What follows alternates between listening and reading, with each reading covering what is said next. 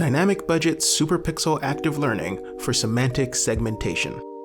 In this paper, the authors show us how companies can save a considerable amount of money on their data labeling costs. How? Well, let's take a step back. Imagine that you went out and bought a big jigsaw puzzle. You take it home, you open the box, you flip it over, you dump all the thousands of little pieces on the table. What's the next thing you do? Well, I'm no puzzle master, but the next thing I do is categorize all the little pieces. This is basically a classification task. I have to look at each one and say, that one is sky, that's grass, that's a piece of a building, that's a part of a car, etc.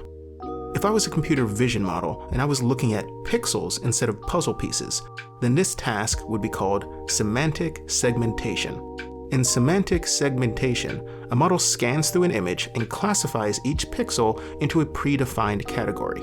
As it reaches each pixel, it analyzes its features and determines its class based on learned patterns.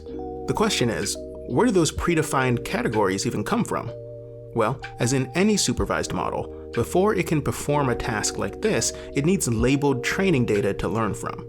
And creating that labeled training data is a human task, an incredibly tedious and expensive human task. This paper is about making that task faster and more efficient by mashing up two ideas: dynamic budgeting and superpixels. On today's episode of Journal Club, we're going to explore what both of those things are and how they work. If you're already subscribed to our email newsletter, then you'll be getting this episode in text and audio form delivered to your inbox in the next few hours. Journal Club, the latest academic research explained in plain English.